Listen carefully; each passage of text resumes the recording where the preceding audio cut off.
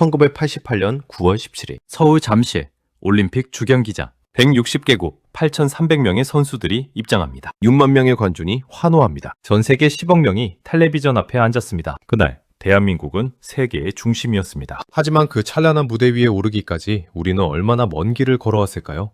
전쟁의 폐허에서 시작해 가난과 독재를 견디며 세계가 인정하는 나라로 성장하기까지 그 30년의 여정 속에는 무엇이 있었을까요? 오늘은 1988년 서울올림픽 이야기를 들려드립니다. 한 나라가 무대에 오르기까지의 이야기를요. 1988년 9월 17일 오전 10시 서울 잠실 올림픽 주경기장의 하늘은 맑았습니다. 이른 가을의 햇살이 경기장을 가득 채우고 있었습니다. 6만 명을 수용하는 거대한 경기장은 이미 만원이었습니다. 사람들은 몇 시간 전부터 자리를 잡고 앉아 이 역사적인 순간을 기다리고 있었습니다. 개막식이 시작되기 전 경기장 안은 묘한 긴장감으로 가득했습니다. 이것은 단순한 스포츠 행사가 아니었습니다. 이것은 대한민국이라는 나라가 전 세계에 자신을 보여주는 무대였습니다. 전쟁의 폐허에서 일어선 나라, 분단의 아픔을 안고 있는 나라, 그러면서도 놀라운 속도로 성장한 나라가 세계를 향해 문을 여는 순간이었습니다. 오전 10시 30분 개막식이 시작되었습니다. 전통 북소리가 경기장을 울렸습니다. 1000명이 넘는 무용수들이 오색 한복을 입고 들어왔습니다. 그들의 충사위는 5000년 역사를 품고 있었습니다. 관중석에서는 탄성이 터져나왔습니다. 텔레비전 카메라는 이 모든 장면을 전 세계로 송출했습니다. 하지만 그 화려한 무대 뒤에는 보이지 않는 이야기들이 있었습니다. 이 개막식을 준비하기 위해 수천 명의 사람들이 몇 달 동안 연습했습니다. 이 경기장을 짓기 위해 수만 명의 노동자들이 땀 흘렸습니다. 그리고 이 올림픽을 유치하기 위해 대한민국은 거의 10년을 준비했습니다. 더 거슬러 올라가면 이야기는 더욱 길어집니다. 1953년 전쟁이 끝난 후 이 나라는 말 그대로 아무것도 없었습니다. 1인당 국민소득이 70달러도 안 되는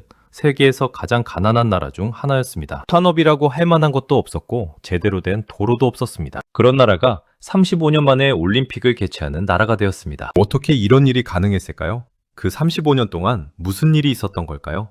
오늘 우리는 그 이야기를 차근차근 풀어보려 합니다. 1988년 서울올림픽은 단순히 스포츠 행사가 아니었습니다. 그것은 한 나라의 성장 과정 그 자체였고 한 민족의 자존심을 되찾는 과정이었습니다. 경기장에서 오색 풍선이 하늘로 날아올랐습니다. 그 풍선들은 가을 하늘에 흩어지며 희망의 메시지를 전했습니다. 관중들은 환호했고 선수들은 미소 지었습니다. 그 순간 대한민국은 더 이상 전쟁과 가난의 나라가 아니었습니다. 세계가 인정하는 당당한 올림픽 개최국이었습니다. 하지만 그 당당함을 얻기까지의 과정은 결코 순탄하지 않았습니다. 수많은 난관이 있었고 포기하고 싶은 순간들도 있었습니다. 국제정치의 소용돌이 속에서, 냉전의 긴장 속에서, 그리고 국내의 정치적 혼란 속에서도 사람들은 이 꿈을 놓지 않았습니다. 지금부터 그 이야기를 시작하겠습니다. 1988년 서울올림픽, 한 나라가 무대에 오르기까지의 긴 여정 말입니다. 이야기는 1953년으로 거슬러 올라갑니다. 7월 27일 정전협정이 체결되었습니다. 3년간의 전쟁이 끝났지만 한반도는 폐허였습니다. 서울의 건물 중 80% 이상이 파괴되었습니다. 부산을 제외한 대부분의 도시들이 잿더미가 되었습니다. 공장도, 도로도, 다리도 대부분 파괴되었습니다. 무엇보다 사람들이 지쳐 있었습니다. 일제 36년,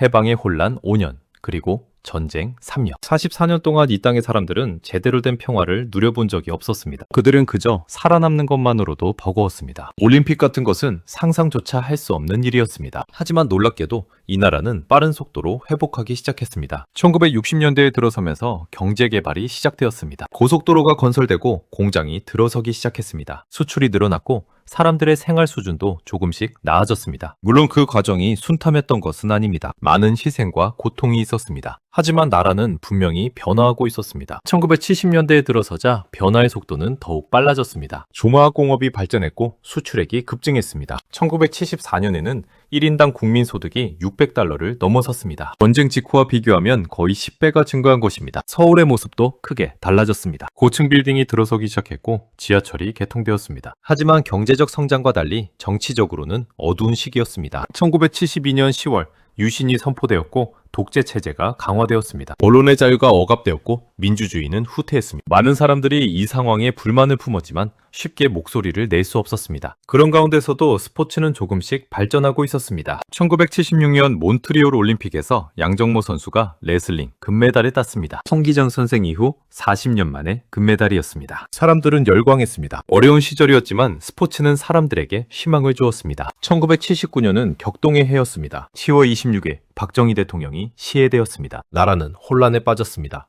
그리고 그해 겨울 군부가 다시 권력을 장악했습니다. 전두환을 중심으로 한 신군부가 등장한 것입니다. 1980년 5월 광주에서는 민주화를 요구하는 시민들과 군대가 충돌했습니다. 많은 사람들이 희생되었습니다. 이런 암울한 상황에서 1981년 9월 놀라운 소식이 전해졌습니다. 대한민국이 1988년 올림픽 개최지로 선정되었다는 것입니다. 독일 바덴바덴에서 열린 국제올림픽위원회 총회에서 서울이 일본 나고야를 제치고 개최지로 결정된 것입니다. 이 소식은 온 나라를 들끓게 했습니다. 사람들은 거리로 나와 환호했습니다. 올림픽 유치는 단순한 스포츠 행사 유치가 아니었습니다. 그것은 대한민국이 세계로부터 인정받았다는 증거였습니다. 전쟁의 폐허에서 일어선 나라, 아직도 분단되어 있는 나라, 정치적으로 불안정한 나라가 올림픽을 개최할 자격을 인정받은 것입니다. 하지만 기쁨도 잠시 곧 현실적인 문제들이 드러나기 시작했습니다. 올림픽을 개최하려면 엄청난 준비가 필요했습니다. 경기장을 지어야 했고 도로를 확장해야 했고 숙박시설을 마련해야 했습니다. 무엇보다 전 세계 160여 개국의 선수들과 관광객들을 맞이할 준비를 해야 했습니다. 게다가 국제정세도 복잡했습니다. 1980년대는 아직 냉전이 한창이던 시기였습니다. 1980년 모스크바 올림픽은 서방 국가들이 보이콧했고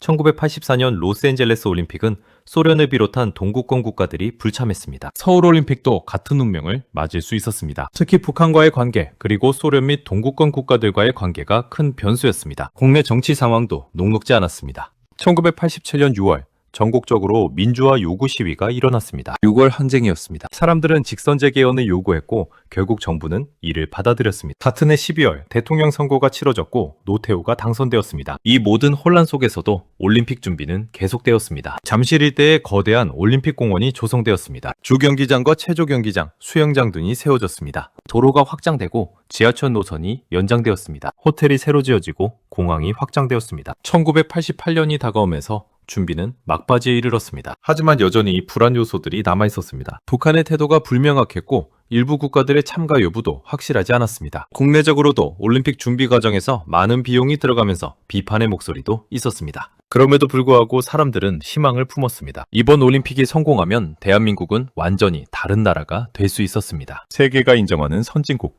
당당한 국제사회의 일원이 될 수 있었습니다. 그 희망을 안고 나라 전체가 1988년 9월을 기다렸습니다. 1981년 9월 30일 서독의 작은 도시 바덴바덴. 이곳에서 제84차 국제올림픽위원회 총회가 열렸습니다. 관건은 1988년 하계올림픽 개최지 선정이었습니다. 후보 도시는 두 곳, 대한민국 서울과 일본 나고야였습니다. 대한민국 대표단은 긴장한 표정으로 회의장에 앉아 있었습니다. 단장은 정주영 현대그룹 회장이었습니다. 그는 올림픽 유치를 위해 지난 몇 년간 전 세계를 돌아다니며 로비 활동을 펼쳤습니다. 그와 함께 박세직 체육부 장관, 김택수 대한체육회 회장 등이 동행했습니다. 이들의 임무는 간단했지만 어려웠습니다. 국제올림픽위원회 위원들을 설득해서 서울에 표를 던지게 만드는 것이었습니다. 하지만 현실은 녹록지 않았습니다. 일본은 이미 1964년 도쿄올림픽을 성공적으로 개최한 경험이 있었습니다. 경제력도 훨씬 강했습니다. 국제적 신뢰도도 높았습니다. 반면 대한민국은 여러 면에서 불리했습니다. 아직도 군사정권 하에 있었고 분단국가였으며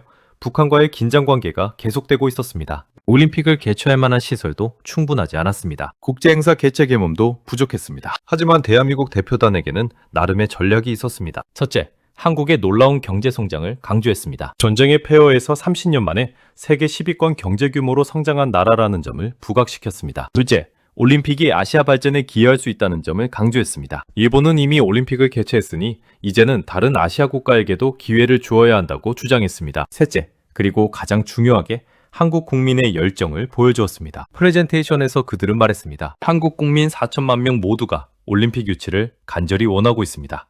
우리에게 올림픽은 단순한 스포츠 행사가 아닙니다. 그것은 우리의 꿈이고 희망이며 미래입니다. 투표가 시작되었습니다. 국제올림픽위원회 위원 81명이 투표권을 가지고 있었습니다. 첫 번째 투표에서 과반수를 얻는 도시가 없으면 재투표를 하기로 되어 있었습니다. 하지만 재투표까지 갈 필요가 없었습니다. 재표 결과가 발표되었습니다. 서울 52표, 나고야 27표. 서울의 압도적인 승리였습니다. 발표 순간 대한민국 대표단은 환호했습니다. 일부는 눈물을 흘렸습니다. 정주영 회장은 벅찬 표정으로 다른 대표단원들과 포옹했습니다. 서울 시각으로는 이미 10월 1일 새벽이었습니다. 하지만 많은 사람들이 텔레비전 앞에서 결과를 기다리고 있었습니다. 소식이 전해지자 거리로 나온 사람들이 태극기를 흔들며 환호했습니다. 자동차들이 경적을 울렸고 사람들은 서로 껴안으며 기뻐했습니다. 하지만 기쁨도 잠시, 곧 현실이 다가왔습니다. 이제 7년 안에 올림픽을 준비해야 했습니다. 그것도 세계가 인정할 만한 수준으로 말입니다. 1982년 본격적인 준비가 시작되었습니다. 우선 조직위원회가 구성되었습니다. 위원장에는 노신영 전 국무총리가 임명되었고 나중에 박세직이 그 뒤를 이었습니다. 수백 명의 직원들이 채용되었고 각 분야별로 준비 작업이 시작되었습니다. 가장 시급한 것은 경기장 건설이었습니다. 잠실 지역이 올림픽 공원 부지로 선정되었습니다. 이곳은 원래 한강변의 습지였습니다. 1970년대 초반에 한강 개발 사업의 일환으로 매립되었고 그 후 체육시설 부지로 개발되고 있었습니다. 1983년부터 본격적인 공사가 시작되었습니다. 주경기장 건설이 가장 큰 과제였습니다. 6만 명을 수용할 수 있는 거대한 경기장을 짓는 것은 쉬운 일이 아니었습니다. 설계부터 난항이었습니다. 여러 차례 수정을 거쳐 최종적으로 한국 전통도자기에서 영감을 받은 곡선 형태의 디자인이 채택되었습니다. 공사는 1984년부터 본격화되었습니다. 수천 명의 인부들이 밤낮으로 일했습니다. 여름의 무더위 속에서도 겨울의 추위 속에서도 공사는 계속되었습니다. 때로는 사고도 있었고 어려움도 많았습니다. 하지만 공사는 예정대로 진행되었습니다. 주 경기장뿐만 아니라 다른 시설들도 속속 들어섰습니다. 체조 경기장, 수영장, 펜싱 경기장, 역도 경기장 등이 건설되었습니다. 기존 시설들도 대대적으로 보수되었습니다. 방충체육관, 효창운동장, 사직야구장 등이 올림픽 기준에 맞게 개조되었습니다. 시설 건설과 함께 도시 인프라도 정비되었습니다. 도로가 확장되고 지하철 노선이 연장되었습니다. 특히 잠실 지역으로 가는 교통편이 대폭 늘어났습니다. 지하철 2호선과 8호선이 연결되었고 올림픽대로가 건설되었습니다. 숙박시설도 문제였습니다. 수만 명의 선수단과 관광객을 수용할 호텔이 필요했습니다. 기존 호텔들이 확장되었고 새로운 호텔들이 건설되었습니다. 롯데호텔, 인터컨티넨탈 호텔, 힐튼 호텔 등 국제적 수준의 호텔들이 문을 열었습니다. 하지만 시설 건설보다 더 어려운 문제가 있었습니다. 바로 국제정치였습니다. 1980년대는 냉전의 시대였습니다. 세계는 미국을 중심으로 한 자유진영과 소련을 중심으로 한 공산진영으로 나뉘어 있었습니다. 그리고 올림픽은 이 냉전의 영향을 직접적으로 받고 있었습니다. 1980년 모스크바 올림픽 때 미국과 서방 국가들은 소련의 아프가니스탄 침공에 항의하며 불참했습니다. 1984년 로스앤젤레스 올림픽 때는 소련과 동구권 국가들이 보복성 보이콧을 했습니다. 연속 두 번의 올림픽이 반쪽 올림픽이 된 것입니다. 서울 올림픽도 같은 위험에 처해 있었습니다. 대한민국은 명백히 자유진영에 속한 나라였습니다. 미국의 동맹국이었고 북한과 대치하고 있었습니다. 소련과는 외교 관계도 없었습니다. 이런 상황에서 소련과 동구권 국가들이 서울올림픽에 참가할 것이라고 기대하기는 어려웠습니다. 더 큰 문제는 북한이었습니다. 북한은 서울올림픽 개최가 결정된 직후부터 강하게 반발했습니다. 남북 공동 개최를 주장했고 이것이 받아들여지지 않으면 불참하겠다고 위협했습니다. 북한의 영향력 아래 있는 일부 국가들도 같은 입장을 보였습니다. 1983년부터 남북한 간의 올림픽 공동 개최를 위한 협상이 시작되었습니다. 국제올림픽위원회의 중재로 여러 차례 회담이 열렸습니다. 하지만 협상은 난항을 거듭했습니다. 북한은 전체 경기의 절반을 평양에서 개최하자고 주장했습니다. 사실상 공동 개최가 아니라 분할 개최를 요구한 것입니다. 대한민국은 이를 받아들일 수 없었습니다. 몇 개 종목을 북한에서 개최하는 것은 고려할 수 있지만 절반을 나누는 것은 불가능했습니다. 협상은 평행선을 달렸고 결국 1987년에 결렬되었습니다. 북한 문제와 함께 소련 및 동구권 국가들의 참가를 이끌어내는 것도 중요한 과제였습니다. 이를 위해 대한민국 정부는 적극적인 외교 활동을 펼쳤습니다. 1983년부터 소련과 비공식 접촉을 시작했습니다. 스포츠 교류를 먼저 추진하고 점차 관계를 개선해 나갔습니다. 1987년 중요한 돌파구가 마련되었습니다. 소련이 서울올림픽 참가 의사를 밝힌 것입니다. 이것은 엄청난 성과였습니다. 소련이 참가하면 대부분의 동구권 국가들도 따라올 것이 분명했습니다. 냉전 시대에 동서양이 모두 참가하는 완전한 올림픽이 가능해진 것입니다. 하지만 1987년은 국내적으로 매우 혼란스러운 해였습니다. 6월 항쟁으로 전국이 시위의 물결로 뒤덮였습니다. 대학생들과 시민들이 거리로 나와 민주화를 요구했습니다. 경찰과 시위대가 충돌했고 도심은 최루탄 연기로 가득했습니다. 이런 상황에서 올림픽을 1년 앞두고 있다는 것이 믿기지 않았습니다. 외신들은 서울의 혼란상을 보도하며 올림픽 개최가 가능할지 의문을 제기했습니다. 일부에서는 개최지를 변경해야 한다는 주장까지 나왔습니다. 하지만 정부는 올림픽 준비를 계속했고 결국 6월 항쟁은 직선제 개헌이라는 성과를 낳았습니다. 12월에 치러진 대통령 선거에서 노태우가 당선되었고 이듬해 2월 새 정부가 출범했습니다. 정치적 안정이 찾아오면서 올림픽 준비도 탄력을 받았습니다. 1988년 들어서면서 준비는 최종 단계에 접어들었습니다. 모든 경기장이 완공되었고 시설 점검이 진행되었습니다. 자원봉사자들이 모집되었고 교육이 실시되었습니다. 3만 명이 넘는 자원봉사자들이 올림픽을 위해 자신의 시간을 내놓았습니다. 9월이 다가오면서 서울은 올림픽 분위기로 물들었습니다. 거리마다 오륜기와 태극기가 걸렸습니다. 마스코트 호돌이 인형이 곳곳에 등장했습니다. 사람들은 외국어를 공부했고 외국인들에게 친절하게 대하는 법을 배웠습니다. 드디어 9월 17일 개막식 날이 왔습니다. 전 세계의 시선이 서울로 쏠렸습니다. 7년간의 준비, 아니 35년간의 여정이 결실을 맺는 순간이었습니다. 1988년 9월 17일 오전 10시 30분 잠실 올림픽 주경기장에서 개막식이 시작되었습니다. 6만 명의 관중이 자리를 가득 채우고 있었습니다. 경기장 밖에서는 수십만 명이 거리에 모여 대형 화면으로 개막식을 지켜보고 있었습니다. 전 세계적으로는 10억 명이 넘는 사람들이 텔레비전 앞에 앉았습니다. 개막식은 전통 북소리로 시작되었습니다. 1000명이 넘는 타악기 연주자들이 경기장을 가득 채우며 힘찬 북소리를 울렸습니다. 그 소리는 5000년 역사를 품은 소리였고 동시에 새로운 시대를 여는 소리였습니다. 이어서 무용수들이 등장했습니다. 오색 한복을 입은 수백 명의 무용수들이 전통춤을 선보였습니다. 부채춤, 북춤, 농악 등 한국의 전통예술이 세계인들 앞에 펼쳐졌습니다. 관중석에서는 탄성이 터져나왔습니다. 외신 기자들은 카메라 셔터를 눌러댔습니다. 오전 11시 선수단 입장이 시작되었습니다. 그리스를 선두로 160개국의 선수단이 차례로 입장했습니다. 각국 선수들은 자국의 국기를 들고 당당히 걸어 들어왔습니다. 관중들은 모든 나라의 선수단에게 박수를 보냈습니다. 특히 감동적이었던 것은 동구권 국가들의 입장이었습니다. 소련 선수단이 입장하자 경기장은 환호성으로 가득 찼습니다. 냉전의 벽을 넘어 동서양이 한자리에 모인 것입니다. 1976년 몬트리올 올림픽 이후 12년 만에 완전한 올림픽이 열린 것입니다. 중국 선수단의 입장도 의미가 깊었습니다. 중국은 1984년 로스앤젤레스 올림픽에 처음 참가한 이후 이번이 두 번째 올림픽 참가였습니다. 당시 한국과 중국은 아직 수교하지 않은 상태였습니다. 하지만 올림픽을 계기로 관계가 개선될 조짐이 보이고 있었습니다. 북한은 결국 불참했습니다. 하지만 쿠바를 제외한 거의 모든 나라가 참가했습니다. 역대 올림픽 중 가장 많은 나라가 참가한 올림픽이었습니다. 이것만으로도 서울올림픽은 성공이었습니다. 모든 선수단이 입장을 마치자 개회선언 순서가 되었습니다. 노태우 대통령이 단상에 올랐습니다. 그는 간결하지만 힘찬 목소리로 말했습니다. 제24회 올림픽 경기대회의 개회를 선언합니다. 그 순간 경기장은 환호성으로 터져나갔습니다. 6만 명의 관중이 일제히 일어나 박수를 쳤습니다. 거리에 모인 사람들도 텔레비전 앞에 앉은 사람들도 모두 환호했습니다. 이것은 단순한 개회 선언이 아니었습니다. 대한민국이 세계의 무대에 당당히 섰다는 선언이었습니다. 이어서 성화 점화 순서가 되었습니다. 최종 성화 봉송주자가 누구인지는 마지막까지 비밀이었습니다. 사람들은 긴장한 표정으로 지켜보았습니다. 경기장 입구로 한 사람이 들어왔습니다. 젊은 남자였습니다. 그는 성화를 들고 경기장을 한 바퀴 돌았습니다. 관중들은 그가 누구인지 궁금해했습니다. 그는 경기장 중앙으로 걸어갔습니다. 그리고 거기서 다른 사람에게 성화를 전달했습니다. 그 사람은 손기정 선생이었습니다. 1936년 베를린 올림픽 마라톤 금메달리스트, 일장기를 달고 뛰어야 했던 슬픔의 주인공. 그가 52년 만에 다시 올림픽 무대에 섰습니다. 이번에는 태극기와 함께.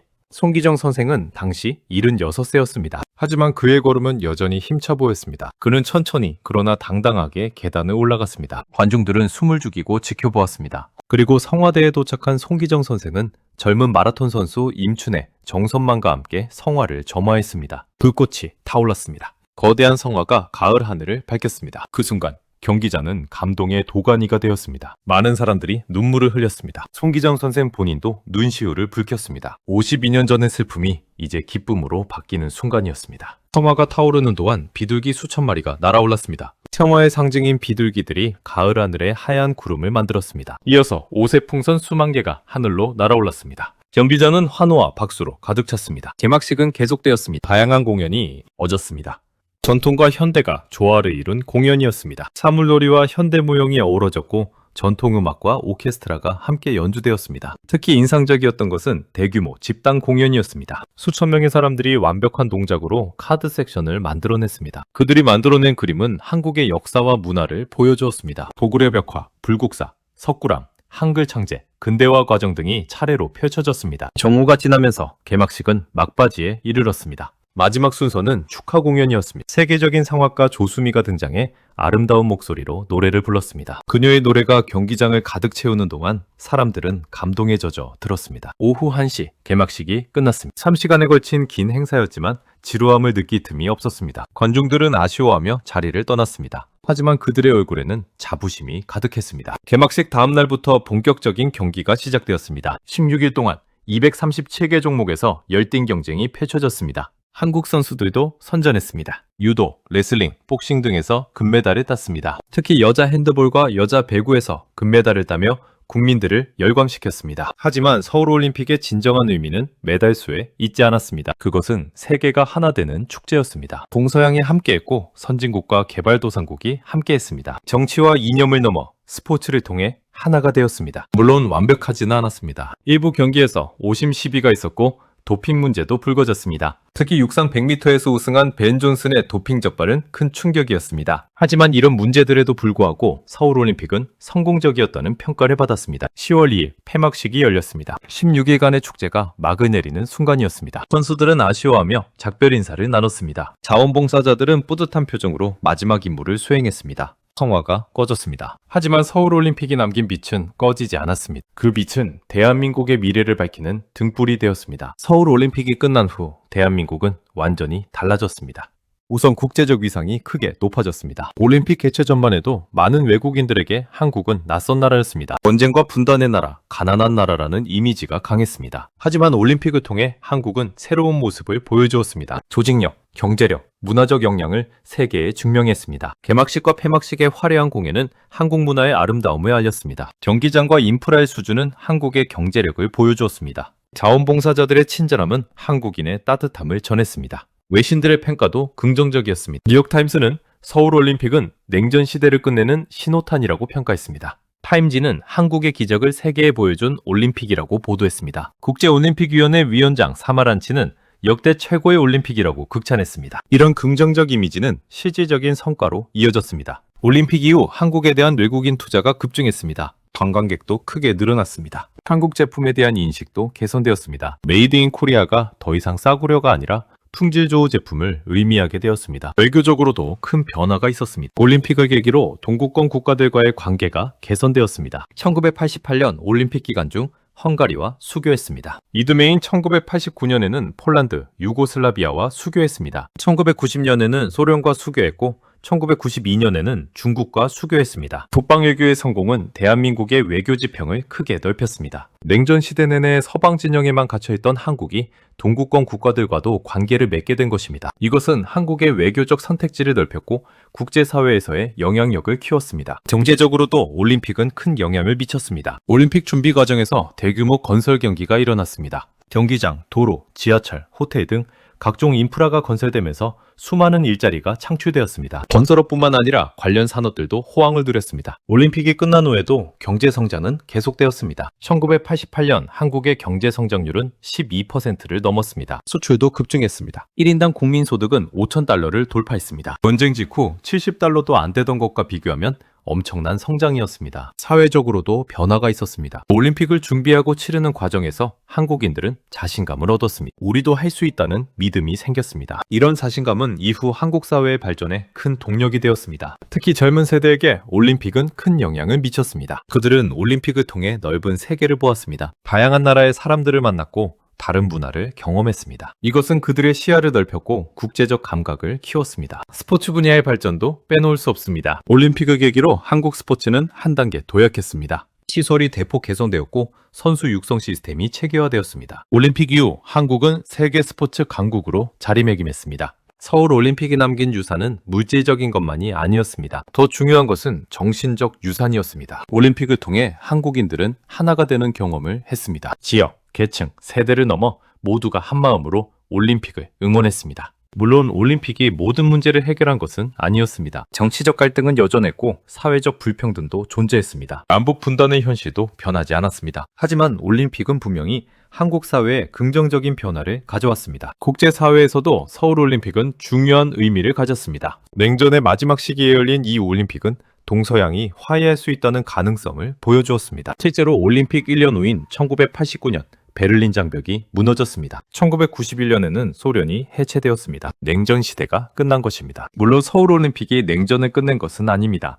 하지만 적어도 동서양이 함께할 수 있다는 것을 보여주었습니다. 이념과 체제를 넘어 스포츠를 통해 하나가 될 수 있다는 것을 증명했습니다. 서울올림픽은 또한 개발도상국들에게 희망을 주었습니다. 가난했던 나라가 노력을 통해 발전할 수 있다는 것을 보여준 것입니다. 많은 개발도상국들이 한국을 모델로 삼았습니다. 한강의 기적은 세계적으로 유명한 성공 사례가 되었습니다. 올림픽 이후 한국은 계속 발전했습니다. 1990년대와 2000년대를 거치며 한국은 선진국 대열에 합류했습니다. 경제 규모로는 세계 10위권에 들어갔고 문화적으로도 큰 영향력을 가지게 되었습니다. 이 모든 발전의 시작점에 서울올림픽이 있었습니다. 물론 올림픽만으로 이런 발전이 가능했던 것은 아닙니다. 수십 년간의 노력, 국민들의 희생, 그리고 행운도 필요했습니다. 하지만 올림픽은 분명히 중요한 전환점이었습니다. 서울올림픽이 끝난 지 36년이 지났습니다. 그동안 세상은 많이 변했습니다. 냉전이 끝났고 인터넷이 세상을 연결했으며 한국은 선진국이 되었습니다. 하지만 서울올림픽이 주는 교훈은 여전히 유효합니다. 첫 번째 교훈은 꿈의 힘입니다. 1981년 올림픽 유치가 결정되었을 때 많은 사람들이 의심했습니다. 과연 한국이 올림픽을 제대로 치를 수 있을까?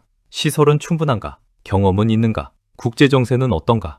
하지만 사람들은 꿈을 포기하지 않았습니다. 불가능해 보이는 목표를 향해 달려갔습니다. 그리고 7년 후 그 꿈을 이루어냈습니다. 이것은 우리에게 말해줍니다. 꿈이 있다면 그것이 아무리 크고 어려워 보여도 노력하면 이룰 수 있다는 것을요. 두 번째 교훈은 준비의 중요성입니다. 서울올림픽의 성공은 하루아침에 이루어진 것이 아니었습니다. 7년간의 철저한 준비가 있었습니다. 경기장을 짓고 도로를 닦고 사람들을 교육했습니다. 세세한 부분까지 신경 썼습니다. 더 넓게 보면 35년간의 준비였습니다. 건재무 경제를 재건하고 산업을 발전시키고 교육 수준을 높였습니다. 이 모든 과정이 올림픽 성공의 밑거름이 되었습니다. 큰 성과를 이루려면 긴 호흡의 준비가 필요하다는 교훈입니다. 세 번째 교훈은 화합의 가치입니다. 서울올림픽은 냉전 시대에 동서양이 모두 참가한 거의 유일한 올림픽이었습니다. 이념과 체제가 달라도 함께할 수 있다는 것을 보여주었습니다. 대화와 이해를 통해 갈등을 넘어설 수 있다는 것을 증명했습니다. 오늘날 세계는 다시 분열의 조짐을 보이고 있습니다.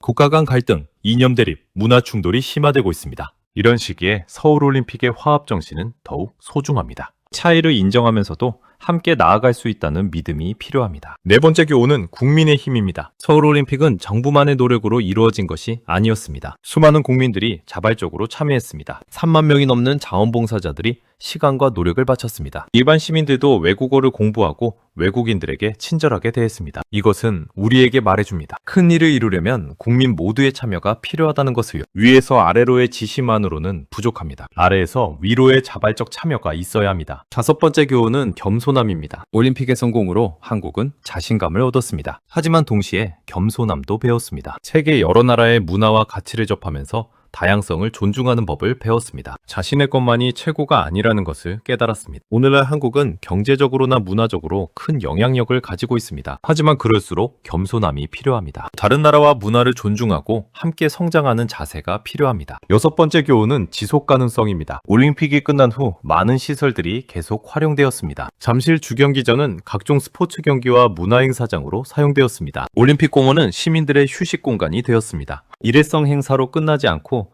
지속적인 가치를 창출한 것입니다. 오늘날 우리가 하는 모든 일에도 이런 지속 가능성이 필요합니다. 당장의 성과도 중요하지만 장기적인 가치를 생각해야 합니다. 미래 세대를 위한 유산을 남겨야 합니다. 마지막으로 서울올림픽은 우리에게 희망을 줍니다. 가난했던 나라가 발전할 수 있다는 희망, 분열되었던 세계가 하나 될 수 있다는 희망, 평범한 사람들이 모여 위대한 일을 이룰 수 있다는 희망입니다. 오늘날 우리는 다시 어려운 시기를 겪고 있습니다. 경제적 불확실성, 사회적 갈등, 국제적 긴장이 계속되고 있습니다. 하지만 서울올림픽의 경험은 우리에게 말해줍니다. 어려움은 극복할 수 있다고, 함께하면 할 수 있다고. 1988년 9월 잠실올림픽 주경기장에서 타올랐던 성화는 이미 꺼졌습니다. 하지만 그 불꽃이 남긴 빛은 아직도 우리를 비추고 있습니다. 그 빛을 따라 우리는 계속 앞으로 나아갈 수 있습니다. 서울올림픽은 끝났지만 그것이 시작한 여정은 계속되고 있습니다. 더 나은 세상을 향한 여정, 함께 성장하는 여정, 꿈을 이루어가는 여정입니다. 그 여정에서 우리 모두가 주인공입니다. 긴 시간 함께 해주셔서 감사합니다. 1988년 서울올림픽,